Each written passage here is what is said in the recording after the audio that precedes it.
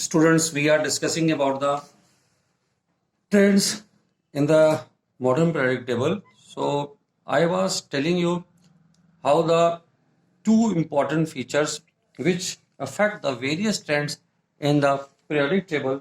So here I am telling you about the period where I told you that as you move in a period from left to right, the nuclear charge increases and the number of valence electron also increases. So this is a third period from sodium, magnesium, aluminum, silicon, phosphorus, sulfur, chlorine and the argon. हमने यहाँ पर show किया है number of electrons in the outer shell और हमने show किया positive charge को sodium, magnesium और यहाँ पर क्लोरीन के लिए. तो हम यहाँ देख रहे हैं कि पॉजिटिव चार्ज इंक्रीज कर रहा है न्यूक्लियस में as well as number of electrons in the outer shell also increasing. Argon में भी यही चीज है. अब यहाँ पर जो न्यूक्लियर चार्ज है it is exerting some force on the outermost electron. यहाँ पर कोई भी एक इलेक्ट्रॉन है, यहाँ पर इलेक्ट्रॉन एक भी हो सकते हैं, यहाँ दो भी हैं, यहाँ पर तीन भी हैं. तो हम बात करेंगे किसी भी इलेक्ट्रॉन पर एक लगने वाला जो फोर्स है इस पे, या हम इसकी बात करेंगे या हम इसकी बात करेंगे. तो ये जो टोटल चार्ज है बहुत छोटे से स्पेस में कन्फाइंड होता है न्यूक्लियस में, और इस इलेक्ट्रॉन के ऊपर जो फोर्स लगा रहा है हमने बताया कि ये फोर्स डायरेक्टली प्रोपोर्शनल होता है Q1 Q2 के प्रोडक्ट के. इन दोनों के प्रोडक्ट के डायरेक्टली प्रोपोर्शनल होता है. मैंने दो आपको यहाँ पे लॉस दिए हैं. एक मैंने आपको भी ग्रुप्स में जब बताया कि F is inversely proportional to 1/r². दूसरा मैंने बताया कि ये जो फोर्स है डायरेक्टली प्रोपोर्शनल है product of the two charges, कोई भी दो चार्ज. अब यहाँ पर जो मेरा Q1 है इसको हम कह सकते हैं charge on the nucleus, Q2 है that is a charge on the electron. तो इन दोनों के बीच में जो लगने वाला फोर्स है इसके डायरेक्टली प्रोपोर्शनल है. अब यहाँ पर देखिए न्यूक्लियर चार्ज इंक्रीज कर रहा है, न्यूक्लियर चार्ज इंक्रीज कर रहा है. तो यहाँ पर अगर ये Q1 की वैल्यू बढ़ेगी तो फोर्स हमारा इंक्रीज होता चला जाएगा. इसका मतलब है जो एक्सटर्नल मोस्ट हमारा इलेक्ट्रॉन, यहाँ पर जो आउटर मोस्ट शेल में जो प्रेजेंट इलेक्ट्रॉन है उसके ऊपर फोर्स बढ़ेगा. और ये प्रॉपर्टी मैटर करेगी जब हम एटॉमिक साइज को डिस्कस करेंगे. ओके, तो ये हो गया हमारा ट्रेंड. जो हमारे आएंगे उनको कौन कौन से फैक्टर्स अफेक्ट करते हैं. So let us start with the valency. अब हम वैलेंसी से स्टार्टिंग करते हैं. यहां पर वैलेंसी को जब हम स्टडी कर रहे हैं तो वैलेंसी है क्या. हम जानते हैं combining capacity of the atom, इसको जनरली हम जानते हैं combining capacity of an atom of element to acquire the noble gas configuration. Noble gas configuration चाहिए होता है यहां पर, और ये किसके बराबर होता है. It is equal to the electron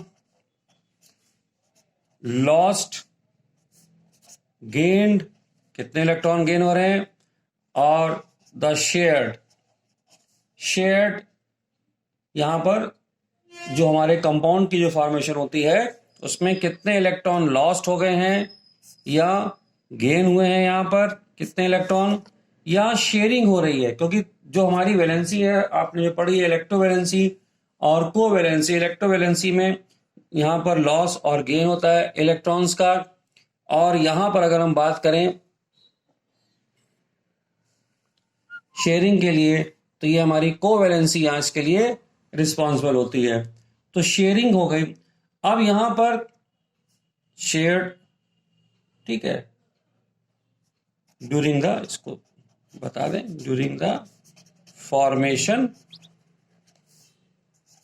of chemical compound.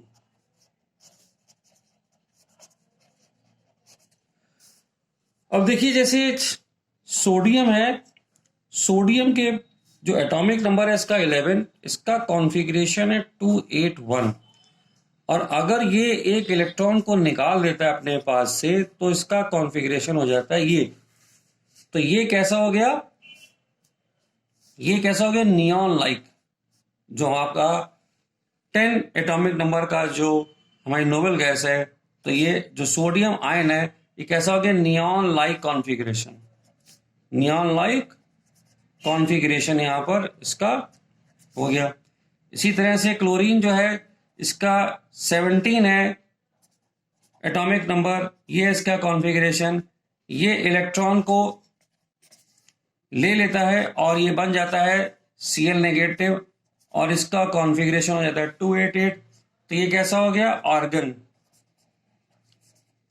Organ like configuration इसका हो गया। अब वैलेंसी दोनों की यहां पर +1 इसकी हो गई और इसकी -1 हो गई, और दोनों मिलकर हम जानते हैं सोडियम क्लोराइड यहां पर बना लेते हैं।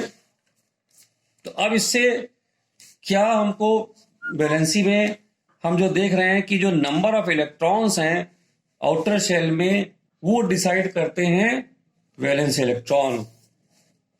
सो नंबर ऑफ इलेक्ट्रॉन्स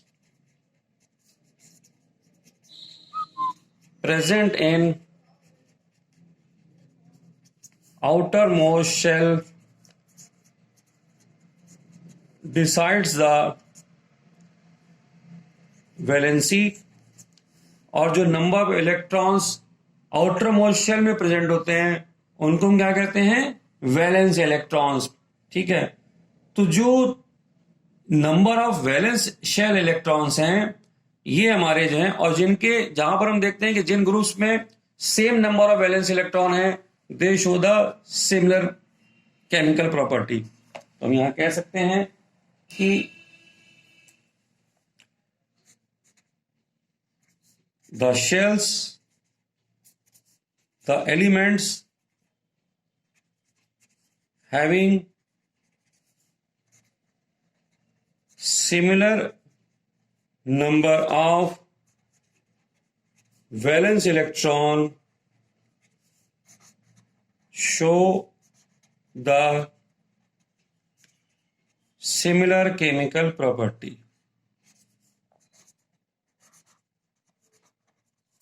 ठीक है, तो अब हम बात करेंगे यहां पर ग्रुप को देख लें और एक पीरियड को देख लें। अगर मैं बात करूंगा यहां पर फर्स्ट ग्रुप की, तो फर्स्ट ग्रुप में हमको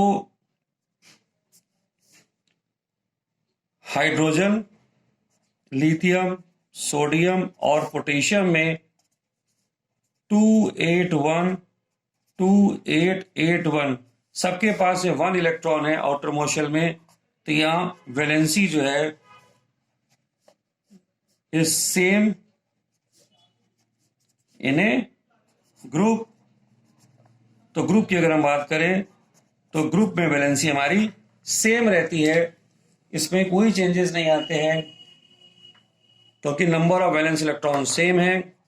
अगर मैं पीरियड की बात करूं तो एक पीरियड में अगर हम बात करें सेकंड पीरियड की हम बात करें तो शुरुआत करते हैं हम लोग lithium, beryllium, boron, carbon, nitrogen, oxygen, fluorine और नियॉन से।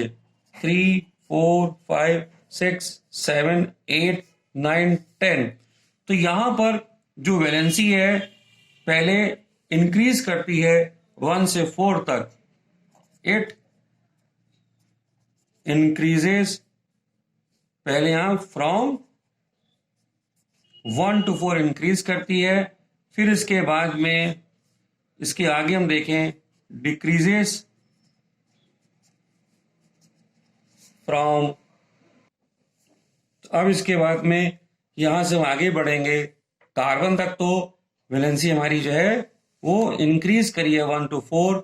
अब यहां से decreases from nitrogen to neon, ये डिक्रीज करेगी and it become 3 to 1 0, from 3 to 0, ये 0 हो जाएगी यहां पर वैलेंसी।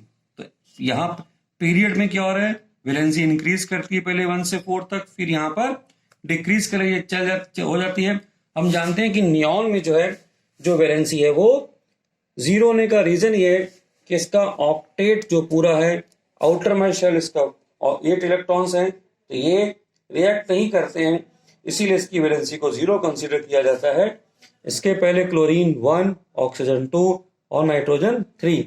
तो ये जो वैलेंसीज है हमारी, अगर इसको हम मेंशन करना चाहें तो यहाँ इसको मेंशन कर सकते हैं कि ये वैलेंसी 1 दे रहा है, ये 2 दे रहा है, ये 3 दे रहा है, ये 4, फिर ये 3, फिर ये 2, ये 1 और ये 0 हो जाती है। ओके स्टूडेंट्स, नेक्स्ट क्लास में इसके आगे डिस्कस करेंगे हम लोग।